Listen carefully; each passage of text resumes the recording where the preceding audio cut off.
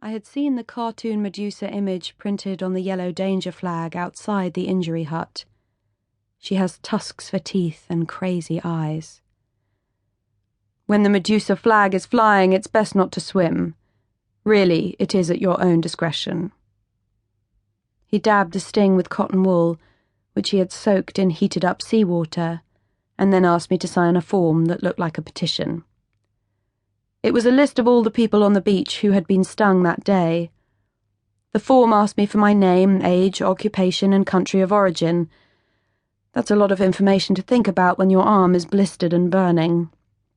He explained he was required to ask me to fill it in to keep the injury hut open in the Spanish recession.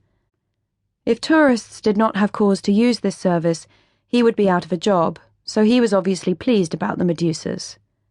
They put bread in his mouth and petrol in his moped. Peering at the form, I could see that the age of the people on the beach stung by Medusas ranged from 7 to 74, and they mostly came from all over Spain, but there were a few tourists from the UK and someone from Trieste. I have always wanted to go to Trieste, because it sounds like tristesse, which is a light-hearted word, even though in French it means sadness. In Spanish, it is tristeza, which is heavier than French sadness, more of a groan than a whisper. I hadn't seen any jellyfish while I was swimming, but the student explained that their tentacles are very long, so they can sting at a distance. His forefinger was sticky with the ointment he was now rubbing into my arm. He seemed well informed about jellyfish. The Medusas are transparent because they are 95% water, so they camouflage easily. Also, one of the reasons there are so many of them in the oceans of the world is because of overfishing. The main thing was to make sure I didn't rub or scratch the welts.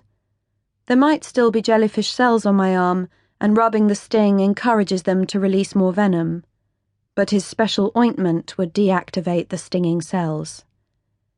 As he talked, I could see his soft pink lips pulsing like a Medusa in the middle of his beard. He handed me a pencil stub and asked me to please fill in the form. Name: Sofia Papasteriadis. Age 25. Country of origin UK. Occupation blank. The jellyfish don't care about my occupation, so what is the point? It is a sore point. More painful than my sting and more of a problem than my surname, which no one can say or spell. I told him I have a degree in anthropology, but for the time being I work in a cafe in West London. It's called the Coffee House, and it's got free Wi-Fi and renovated church pews. We roast our own beans and make 3 types of artisan espresso, so I don't know what to put under occupation. The student tugged at his beard. So do you anthropologists study primitive people? Yes, but the only primitive person I've ever studied is myself. I suddenly felt homesick for Britain's gentle, damp parks. I wanted to stretch my primitive body flat out on green grass where there were no jellyfish floating between the blades. There is no green grass in Almeria except on the golf courses. The dusty, barren hills are so parched they used to film spaghetti westerns here. One even starred Clint Eastwood.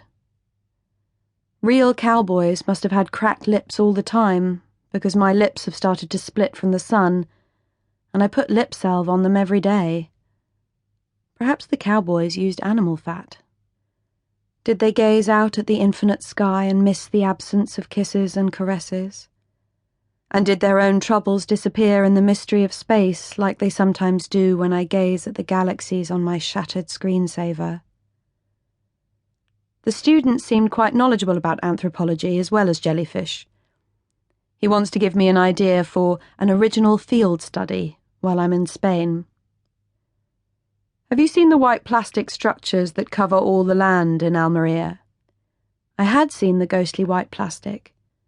It stretches as far as the eye can see across the plains and valleys. They are greenhouses, he said. The temperature inside these farms in the desert can rise to 45 degrees. They employ illegal immigrants to pick the tomatoes and peppers for the supermarkets, but it's more or less slavery.